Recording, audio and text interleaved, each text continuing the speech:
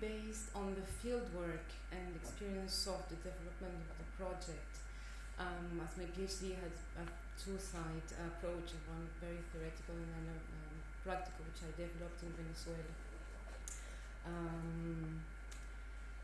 Basically, the concepts I will touch are social participation, an introduction to the work of Armando Reverón, the path to the conceptualization of a project for the replica of the recovery of El Castillete, the importance of participation within the concept of sustainability, and the issue of education, and more generally the issues of instrumentalization of heritage as political assets, and a brief mention to the notion of Venezolanity in the cultural field currently. Basically, one of the most strong extensions of the government is the notion of empowerment through social participation. And this is a notion that was introduced by Chávez as soon as he came in power in 1999 by introducing into his speech the notion of popular power. This became a constitutional concept by being introduced into the Constitution in 2008. And after this, a series of mechanisms, both political and legal, were introduced in order to be able to expand this concept in a national scale. And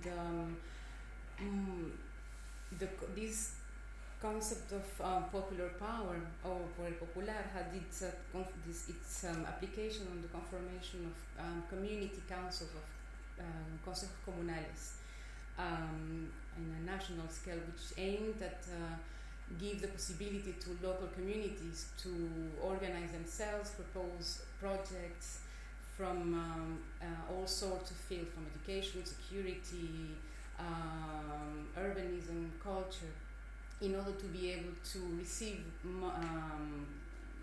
financial support from the central government as a way to decentralize the government. Of course, these never saw a clear or an effective materialization, as the construction of the communal state, or Estado Comunal, became another superpower that was running in parallel with the central government. Most of the efforts done by local communities who wanted to actually see their environments improved never really managed to realize their projects, simply because of bureaucracy, corruption, and so on.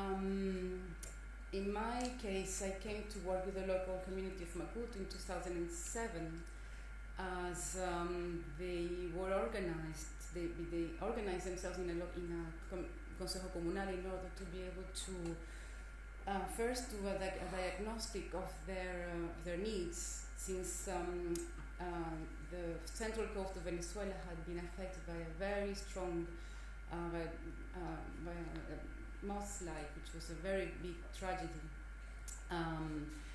Among thousands of deaths, Del Castillete was destroyed, and countless infrastructures. And the interesting thing about this community council was they organized themselves for the purpose of designing or requesting a design for the recovery of the site. And this community council was a mixed community council with people supporting the government and people with not supporting the government, just because of their common sense of identity reflected on El Castillete.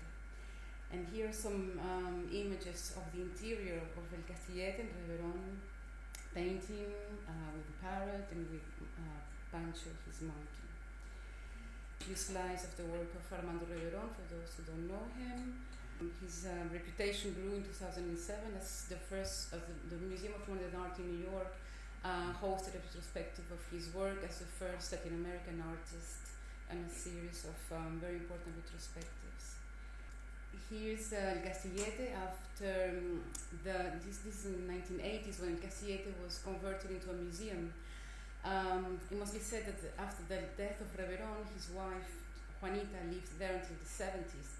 And then during the space of 10 years, the Castillete was intervened in order to be able to be converted into an open-air museum.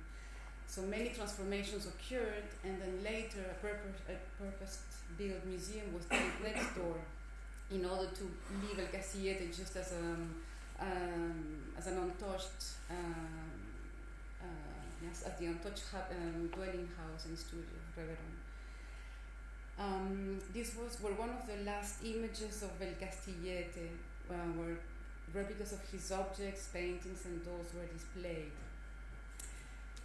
And this is the image of the site after the mudslide. Basically, nothing was left. The structure of the purpose-built museum was strongly affected.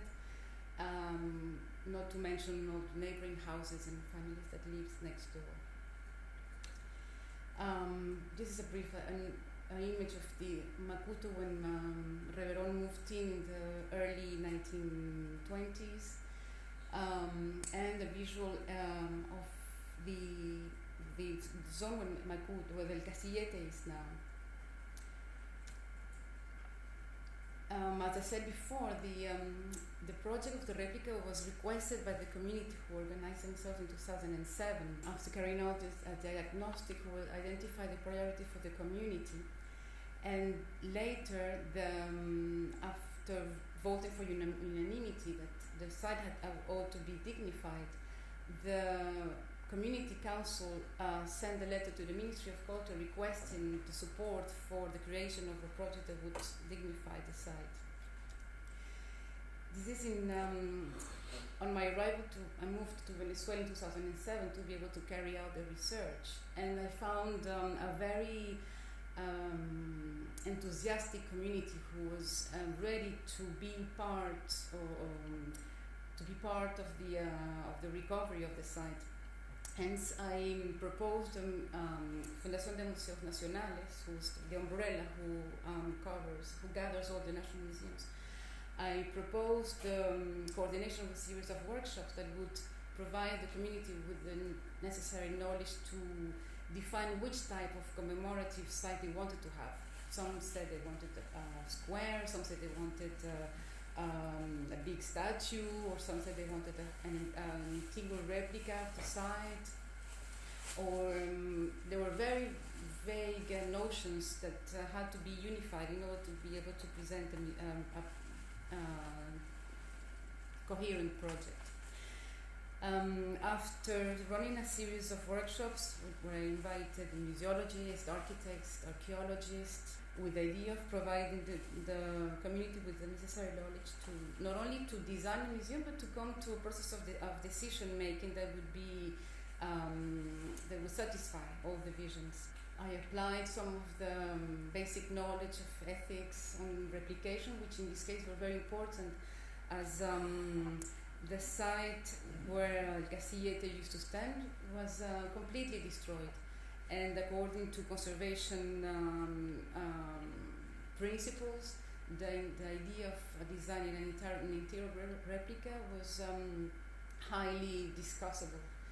So we did a process of identifying all the data that we had on El Castillete. We reviewed photographs. We examined architectural drawings, and we saw that the El Castillete that had been destroyed during the floods was very different to the original Castillete that Reverón had built during his lifetime. So it was a time of deciding which Castillete did the community want, the one that was destroyed by the floods, or the one that really Reverón built during his lifetime. So hence we came down to the notion of site museum, which is applied mainly to archaeological sites, where you identify the signs left on the ground by musealizing them, You also, in the case of El Castillete, there were some ruins, which I will show in the next slide. There were some ruins that ought to be stabilized and could also be completed in order to depict some of the areas of El Castillete, such as the gate, the bell tower, and the only element that was going to be rebuilt was actually what was central to El Castillete, which was the studio of Armando Reverón, which here is seen on the middle. We could dedicate a whole session just to depicting El Castillete as it was constructed. I'm afraid we won't have time to go into such details. But this is a very important document that helped us understand what El Castillete was and its origin, as it was the only architectural drawing carried out during the life of Reverón in the 1954 by Hugo Chávez, who was a very important architect who came to Caracas to design very important villas during the modernist period. The project we designed, and this is very important because all the community was involved in every step of the decision making and the design. We found these drawings who were done during the last restoration of El Castillete in 1989 by architect Maria Carlota Ibáñez, who used to be director of heritage of CONAC, very important, an umbrella institution who was the equivalent of the museos, el Fundación de Museos Nacionales back in the 80s. And she did these drawings with very detailed depictions of the constructive elements, with measures, and who was crucial to be able to design the partial reconstruction of El Castillete.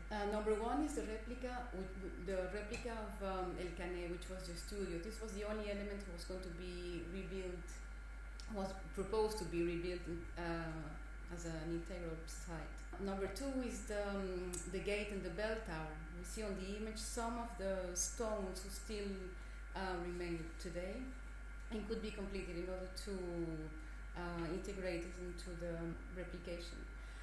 And number three, the proposal was to create an itinerary around the studio with penetrable niches with perforated mesh where the architectural drawings were going to be printed in order to depict what the space used to look like, but without having to come all the way to a complete reconstruction. And also it would reflect the ephemeral aspects of all the materials of El Castillete, which was one of the most important aspects of El Castillete, as it was a see-through space. Reverón could paint from inside, from outside.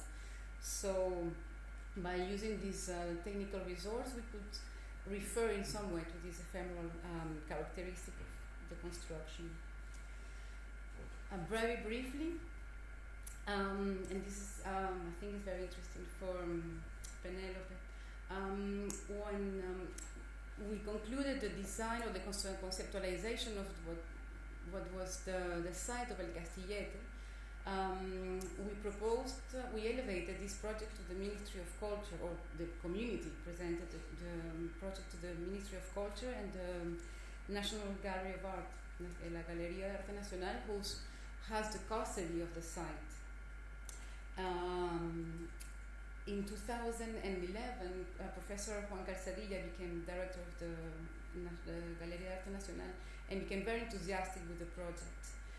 And it turned out that a few months later we found that an architect that had been working years before in the Ministry of Culture during the times of Farruko had designed a complete new purpose-built building to house a new museum next to El Castillete. So in the architectural drawings of Juan Vicente Pantin, we see B as the new purpose-built building, purpose-built museum. C is what they call the symbolic space, they left it as a blank square. They didn't want to go into details into discussing what to do there. So that's why the two projects matched together perfectly, because what the proposal we had carried out would not interfere with the museum, nor the museum with the symbolic site. And are houses for the families who either had to be relocated, shifted just a few meters away in order to be able to build not only the museum but all gardens, and the project had a small amphitheater on the side and access, a shop. So these houses, the architectural project incorporated these houses also, and for families who had very precarious housing after the mudslides. These are some views of the museum, which you could penetrate from both the side of El Castillete and from the neighboring houses. So the intention was to allow the community to live in very strong connection to El Castillete, and also to be their guardians, because the idea was to incorporate the community within the daily running of the museum as part of the sustainable strategy. During the field work over those 7 years, between 2007 and let's say 2013, I organized permanent activities with the community in order to keep them motivated and connected to the site. And on the pictures on the left side, we see an example where I invited them to draw the Geopontis map on the site of El Castillete in order to be able to see again the location of every space of El Castillete. And the second part, or the second stronghold of the notion of participation is within the notion of sustainability, was that the project, the construction of the replicas, and where it was going to be carried out as a workshop. And this had a two-side effect. One was to transmit the knowledge of traditional construction techniques, as many people we can see in various visual documents and documentaries, that uncles and families from the people living in Maputo nowadays, they helped Reverón in building the house. This is especially visible in the documentary of Edgar Anzola. So one side was the transmission of the knowledge of constructive size, and secondly, yes, to do it as following the original constructive size of the aspects of El Castillete. And therefore, from the construction, the members of the community would be participating in all the following steps, from transmission of knowledge, design, execution, and management. The outcome of the project, for those who live in Venezuela, we all know what's happening now. And the community of Maputo was first became victim of the apathy of the government in one way, and many of them resigned to the community council that was pushing forward the project for all these years. So, as a surprise, this year in May 10th, the government announced the intention to rebuild the Castillete, but not only to rebuild it, but also to transfer the body remains of Reverón to the national pantheon. I dare to say a political strategy, in one side, to distract the public attention from very serious political and economical issues, but also Reverón is becoming the artist by excellence that gathers what the notion of Venezolanity is trying to put forward. The notion of Venezolanity is a very complex concept, and it's the Reverón comes in a moment where the state is in need of a very strong image that gathers both identity, emotions, and is focusing all these emotions and effects in El Castillete and in the image and the cultural memory embedded in all the in the heritage of Armando Reverón. So these new political, these new members of the Community Council of Maputo are on one side very political, and on the other side they don't have the training and knowledge gained by the previous members of the community, and they just want an entire replica. And just to finish, I took part, as mentioned before, I was working in the National Congress, and I think it's most of the conservation projects carried out by the government in the last 10 years are focused on strengthening the notion, now the notion of Venezolanity through this intention of commemorating Reverón, but also all these past years through the building of a Bolivarian identity and notion by restoring historical buildings and political buildings that reflect the institutional power.